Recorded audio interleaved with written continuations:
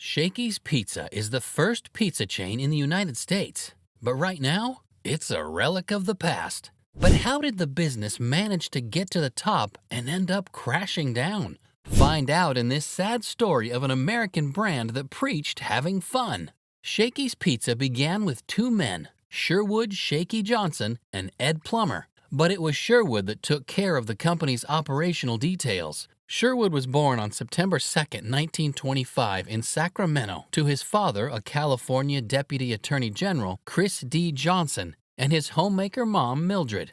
His father also had a vibrant private practice and was quite popular. Sherwood went to and graduated from the Christian Brothers High School in 1943. Immediately after graduating high school, the founder went off to the Army, where he joined the Navy to fight in the Second World War. He served for 2 years on the USS Alnita and saw action in the Pacific Theater. It was when he was in the Army that he got the nickname Shakey, and there were variations of the event that led to him getting it. One story said he got it because he had a terrible case of malaria which affected his nerves and had him shaking about the ship like a leaf during winter. Another story credited to the founder claimed that he got the nickname due to chronic malnutrition. Allegedly, Sherwood, due to the malnutrition, lost a lot of weight. He went from 155 pounds when he joined the Army to 93 pounds and was prone to shaking. From there, the soldiers gave Sherwood the name Shakey, and he claimed it came from a place of love.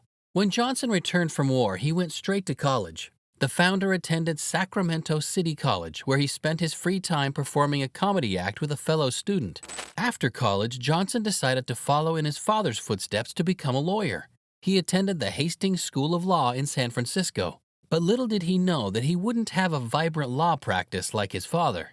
Johnson married the love of his life, Mary Jane Williams, in 1950. The pair met at the American Legion Hall after the war and began to date before eventually marrying. 4 years after his marriage, Johnson made a decision with a college and fishing buddy of his. Ed Plummer, the other founder of Shakey's Pizza, and Johnson decided to invest in a pizza business, but they wanted to be different. America was littered with pizzerias that didn't mainly provide pizzas but had pizza as part of their menu. So the duo decided not to open a pizzeria, but a pizza parlor or house where the main attraction would be pizzas. It was a risk, but the two men decided to take it. So they each brought $850 and used it to rent an abandoned mom-and-pop grocery store at 57th and J Streets in Sacramento, California. That place would be their first store out of many. Although it closed in the 1990s, the two planned to sell both beer and pizza in their store, but on opening day, which was on a weekend, they had no pizza. The two men hadn't completed their pizza ovens yet and only served their customers beer. They used profits from the beer they sold, and by the following Monday, they got their pizza ingredients and their oven. Although other sources claim the men didn't initially intend to sell pizza. Whatever the case, the two men introduced pizza, and business boomed. Johnson was the one with the recipe. He got this as a result of being a recipe interpreter for his mom on several occasions. His mother made home for Italian housewives, and they gave his mother recipes that he interpreted for her. And if you like to learn about the history of your favorite eateries, be sure to subscribe for more content like this. Sherwood was at the center of the day-to-day running of the pizza parlor. He determined the menu, drinks, witty wall advertisement, and the parlor's decor. He was also in charge of the music and preferred jazz, with him being a jazz patron himself.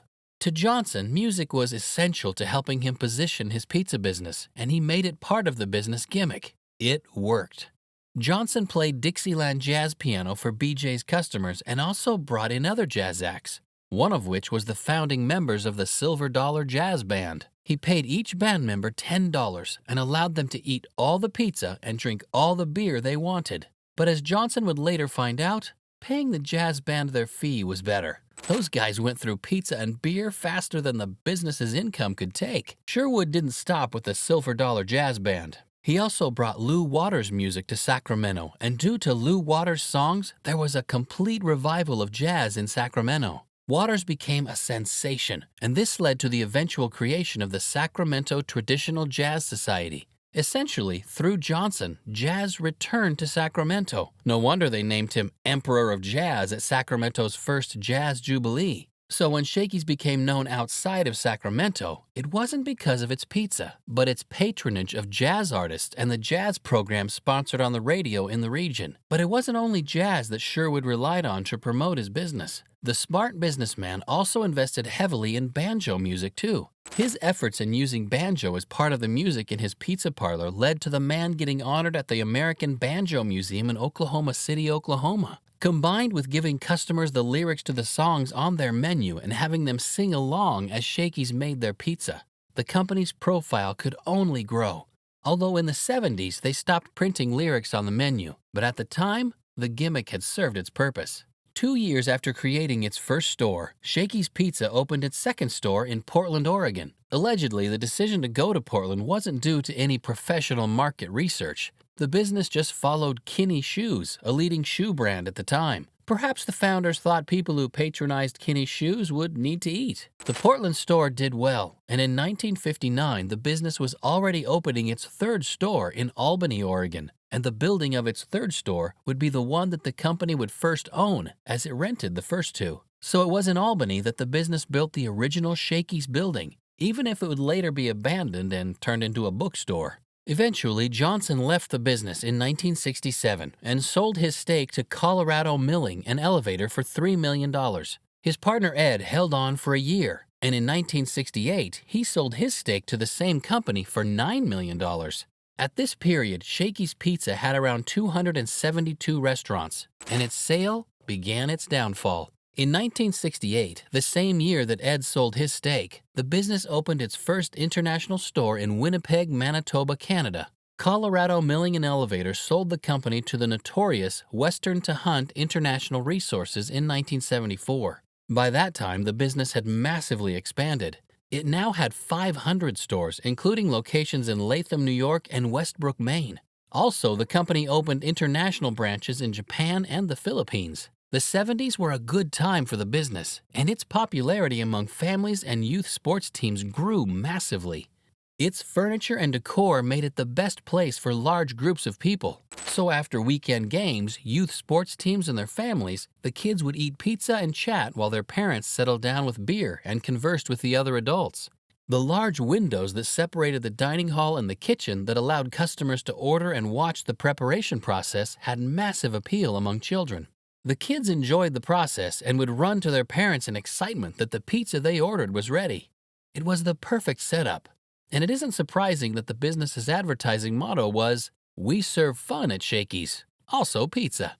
In 1984, Hunt International sold the business to 2 franchisees, and those 2 sold it to Inno Pacific Holdings of Singapore in 1989.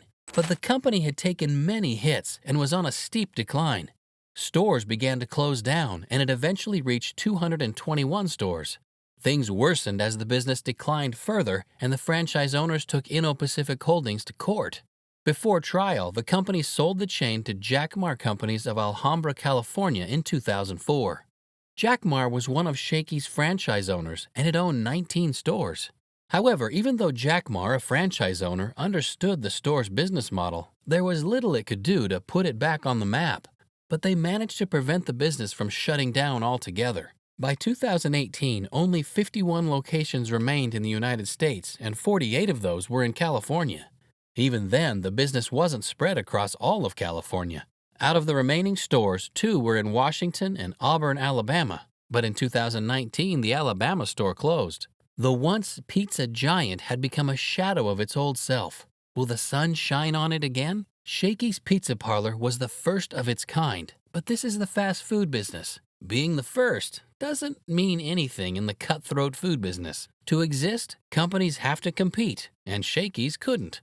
But maybe if the founders hadn't sold their business, the business would still remain. Or would it still have been like this if they had kept it? Let us know in the comments. And don't forget to leave a like and subscribe to support our channel.